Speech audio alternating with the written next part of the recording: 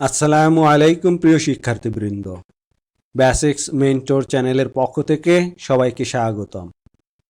আশা করি সবাই ভালো আছেন।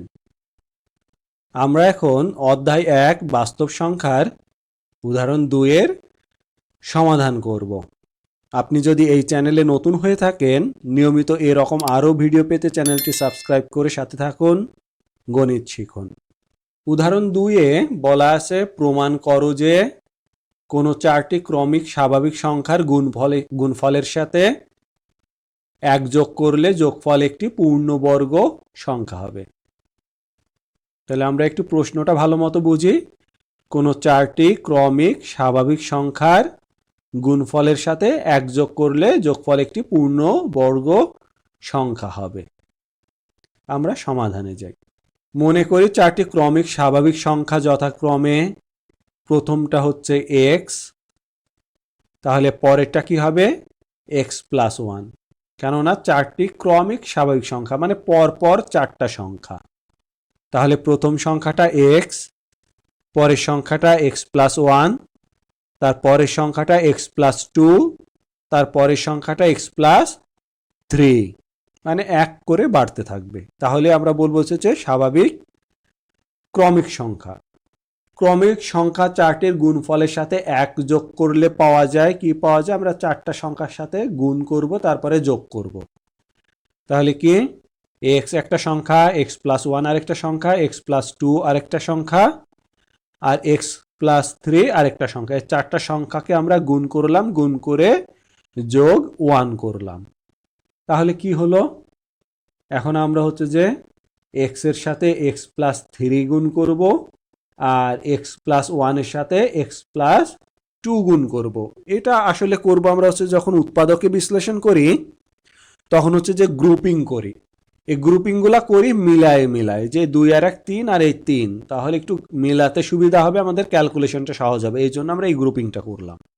তাহলে x এর সাথে x গুণ করলে x², x এর সাথে 3 গুণ করলে 3x।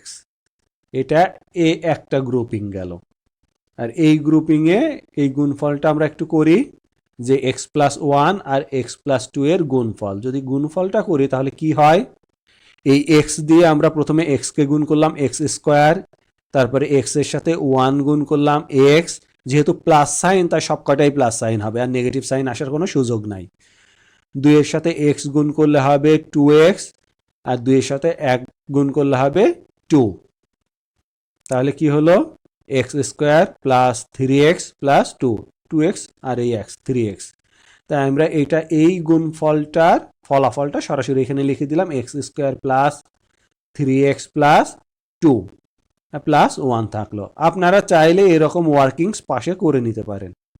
এখানে x² প্লাস 3 আমাদের এই গ্রুপিংয়েও আছে, আবার এই গ্রুপিংয়ের অংশেও আছে। তাহলে আমরা এই অংশটাকে সংক্ষেপে যদি a ধরি, আমরা ধরলাম x² plus 3x equal to a। যদি x² plus 3x equal to a হয়, তাহলে কি হবে? এই পুরা সংখ্যাটা মিলে হবে a, R x² plus 3x হলো a প্লাস 2। এই দুইটা হচ্ছে গুণ আকারে থাকবে প্লাস 1। এবার এর সাথে এই অংশটা গুণ করি, তাহলে কি হবে? a² plus 2a plus 1। এখন আমরা এই অংশটার দিকে একটু তাকাই, যে a² plus 21 plus 2a plus 1। এখন আমরা এই অংশটার দিকে একটু তাকাই, a² প্লাস 2a প্লাস 1। এটাকে কি আমরা a প্লাস 1 হোল স্কোয়ার লিখতে পারি না?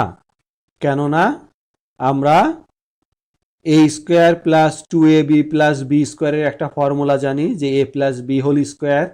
তাহলে b কে যদি আমরা 1 ধরি তাহলে তো এইটাই আসে, তাই না? যে a প্লাস 1 হোল স্কোয়ারের ফর্মুলা হচ্ছে a² প্লাস 2a, 1 থাকে তো একের সাথে তো 2 গুণ করলে জাস্ট 2 থাকে। এখন আমরা a প্লাস 1 হোল স্কোয়ারে এর মানটা আবার পুনরায় বসে। আমরা কি ধরেছিলাম? x² plus 3x। তাহলে এর মানটা হচ্ছে x² প্লাস 3x প্লাস 1 এর উপর দিয়ে দিলাম কি আমরা? Whole square. যদি হোল স্কোয়ার থাকে কোনো সংখ্যার উপরে, তাহলে আমরা বলতেই পারি ওটা একটা পূর্ণবর্গ সংখ্যা। কেন পূর্ণবর্গ সংখ্যা? কেননা এই সংখ্যাকে যদি আমরা রুট করি তাহলে আমাদের কোনো ভগ্নাংশ আর থাকতেছে না। কেননা রুট থাকলে কি হবে? রুট a স্কোয়ারে কেটে যে x square plus 3x plus 1 হবে। আর এক্স এর মান তো একটা স্বাভাবিক সংখ্যা, তাই না? তাহলে আমরা কি বললাম, x square plus 3x plus 1 whole square, যেহেতু হোল স্কোয়ার আছে, স্কোয়ার দিলে আমাদের স্কোয়ার রুটে কেটে গিয়ে, রুট যদি আমরা দিই স্কোয়ার রুটে কেটে যে আমাদের এই সংখ্যাটা থেকে যাবে, তাই আমরা বলতে পারি এটি একটি পূর্ণ সংখ্যা। প্রমাণিত।